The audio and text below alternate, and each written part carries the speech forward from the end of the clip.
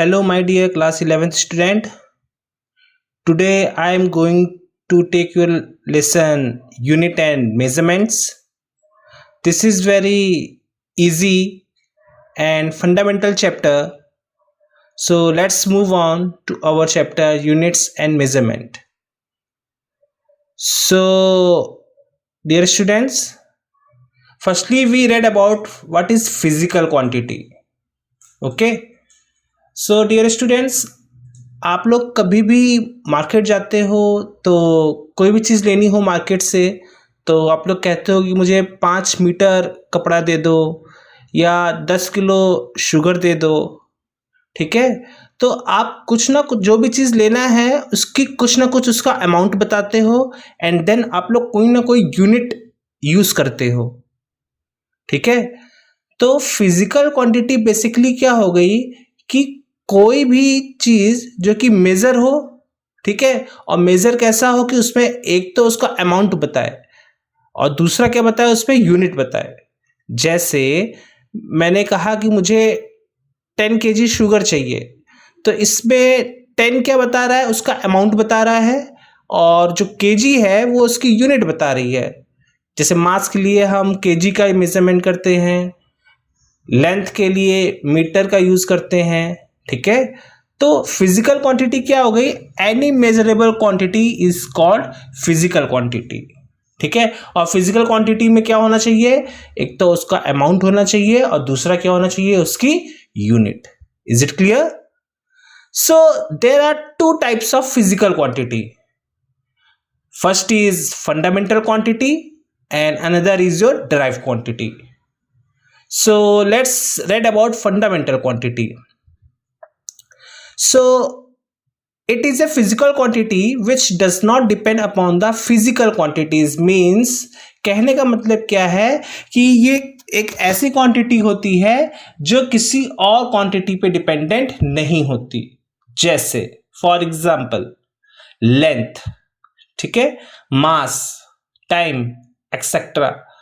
ठीक है, तो फंडामेंटल क्वांटिटी क्या होती हैं, जो किसी और पे डिपेंडेंसी नहीं होती। ठीक है, अब हम लोग डिराइव क्वांटिटी के बारे में पढ़ते हैं। डिराइव क्वांटिटी क्या होती है, it is the physical quantity which depends upon the physical quantity. माने एक ऐसी क्वांटिटी होती है जो कि अदर फिजिकल क्वांटिटी पे डिपेंड करती है। ठीक है, जैसे एग्जाम्पल की बात करें, स्पीड, तो स्पीड क्या होता है, डिस्टेंस अपॉन टाइम। तो इसमें स्पीड का अगर हम मेजरमेंट करेंगे तो क्या होगा, वो डिस्टेंस पे डिपेंड करेगा और टाइम पे डिपेंड करेगा। एरिया, ये भी क्या होगा, लेंथ इंटू ब्रेथ होगा, तो लेंथ पे डिपेंड करेगा, ब्रेथ पे डिपेंड करेगा। वेलोसिटी क्या होगा, डिस्प्लेसमेंट अपॉन टाइम, तो ये भी क्या होगा, डिस्प्लेसमेंट और टाइम पे डिपेंड करेगा। ठीक है, तो अब हम लोग फंडामेंटल क्वांटिटी के बाद अब हम लोग एसआई यूनिट्स के बारे में पढ़ते हैं। ठीक है, तो इसमें देखिए, आप लोग ध्यान से देखिए, हमारा जो मेजरिंग जो वर्ल्ड वाइड है, बेसिकली 4 मेथड्स हैं वर्ल्ड वाइड। एक तो सीजीएस सिस्टम है, देन आपका एफपीएस सिस्टम है, देन आपका एमकेएस सिस्टम है, देन एसआई यूनिट्स है। ठीक है, तो सीजीएस सिस्टम में लेंथ को मेजर करने के लिए सेंटीमीटर, मास को मेजर करने के लिए ग्राम और टाइम को मेजर करने के लिए सेकंड यूज होता है। एफपीएस सिस्टम में लेंथ को मेजर करने के लिए फुट, मास को मेजर करने के लिए पाउंड और टाइम को मेजर करने के लिए सेकंड यूज होता है। एमकेएस सिस्टम में लेंथ को मेजर करने के लिए मीटर, मास को मेजर करने के लिए किलोग्राम एंड टाइम को मेजर करने के लिए सेकंड यूज होता है। ठीक है, अलग अलग कंट्री में अलग अलग सिस्टम चलता है, बट इंटरनेशनल लेवल पे जो सिस्टम चलता है वो एसआई होता है। ठीक है, तो एसआई सिस्टम में बेसिकली 3 बेसिक यूनिट्स होती हैं और इन बेसिक यूनिट का जैसे क्या हो गया, लेंथ हो गया, मास हो गया, टाइम हो गया, टेम्परेचर हो गया, करंट हो गया, अमाउंट ऑफ सब्सटेंस हो गया और इंटेंसिटी लुमिनेंस हो गया। ठीक है, तो लेंथ को हम किस में मेजर करते हैं, मीटर में, इसका सिंबल क्या होता है, एम। मास को किस में मेजर करते हैं, किलोग्राम में, केजी इसका सिंबल हो गया। टाइम को सेकेंड्स में, एस हो गया इसका सिंबल, टेम्परेचर को केल्विन में, सिंबल हो गया के, इलेक्ट्रिक करंट का को यूनिट होता है एम्पियर और इसका सिंबल होता है ए, अमाउंट ऑफ सब्सटेंस होता है मोल, इसको MOL से रिप्रेजेंट करते हैं, ल्यूमिनस इंटेंसिटी का जो होता है कैंडेला, उसको CD से रिप्रेजेंट करते हैं। So there are 7 fundamental units, ठीक है, ये आपकी 7 क्या है, फंडामेंटल यूनिट्स, इनको ये किसी और यूनिट से मिलके नहीं बनती हैं, इन्हीं का यूज करके हमारा डेराइव यूनिट्स बनती हैं, ठीक है। तो सबसे पहले हमने क्या पढ़ा, फिजिकल क्वांटिटी पढ़ी, फिर फंडामेंटल क्वांटिटी पढ़ी, फिर क्या पढ़ा, डेराइव क्वांटिटीज पढ़ी, और इसके बाद जो हमारे 7 बेसिक फंडामेंटल क्वांटिटीज होती हैं ये आपके स्क्रीन पे दिख रहा है, ठीक है, इनकी यूनिट है और इनका सिंबल, बहुत ही ध्यान में रखना ये 7 फंडामेंटल यूनिट्स, ठीक है। अब ये जो मैंने 7 फंडामेंटल यूनिट्स पढ़ी हैं, तो जो लेंथ की यूनिट होती है मीटर, इस मीटर की भी डेफिनेशन होती है।